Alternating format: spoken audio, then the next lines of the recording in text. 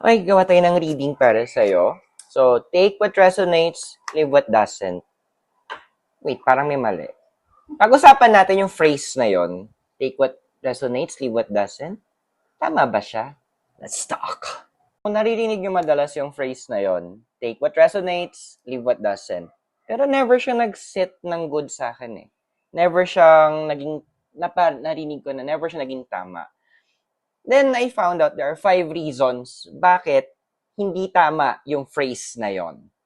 Pag-usapan natin siya isa-isa.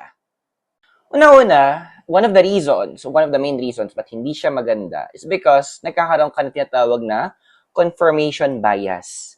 Yung parang nung gusto mo lang marinig, yun ang tatanggapin mo. Kung ano yung feeling mong maganda, yun ang kukunin mo. But that is a reading. Hindi siya pwedeng cherry picking. Yun nga yung reading, it's a whole. You need to take it as everything it is. Kasi, pag pinili mo lang yung gusto mo, yung pinaka-main message ng cards or ng reading na gagawin sa'yo ng tao, hindi na kompleto. Kumbaga parang sa vitamins, kulang-kulang na yung vitamins mo. Another reason, direkto naman to sa mga readers. Siyempre, kapag gano'n yung ginamit nila, wala silang responsibility. Para sa akin kasi being a tarot reader is both a privilege and a responsibility. So by doing that, take what resonates, leave what doesn't, yung part of responsibility namin as the reader, tinatanggal namin. Which is, nawawala na yung essence of accountability. That's point number 2. Point number 3, ito yung mahirap tanggapin. Hindi naman lahat ng katotohanan masarap pakinggan. Hindi naman lahat ng tamang sasabihin sa atin, it's something na kaya nating tanggapin. Di ba kaya may kasabihan nga tayo, the truth hurts. Pero ang mas maganda nun, the truth will also set you free.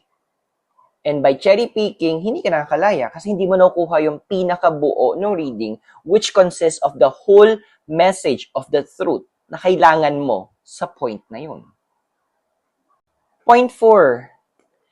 Tarot reading, astrology reading, numerology, kung anumang practice yan, it brings about guidance eh. So, kung magiging, ang gagawin na lang natin is yung tipong take what resonates na lang, edi magiging entertainment na lang to. Magiging parang pastime na lang. Magiging variety show na lang tayo. Ano pang point nag-tarot reading tayo kung hindi tayo magsasabi ng totoo?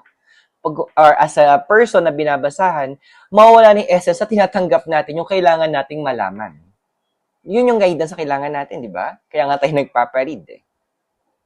And lastly, what is the word resonate nga ba, di ba? Ano nga ba ibig sabihin nun?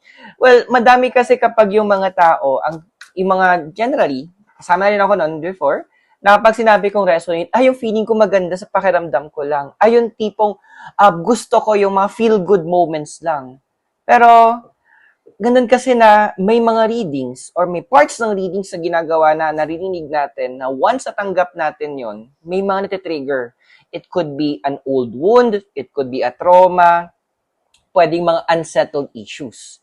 Which is important na ma-heal yun. Kasi without that being healed, hindi ka maka-move forward, hindi ka makakawala para andoon na ma-achieve mo yung better life na para sa'yo. Kumaga, sabihin na natin, parang sa pilay yan eh. Kapag na-dislocate yung buto, isang sakitan niya na kailangang i-correct yung buto mo ng doktor para gumaling ng tama. So, paano nga natin i-approach ba talaga ang mga readings na naririnig natin?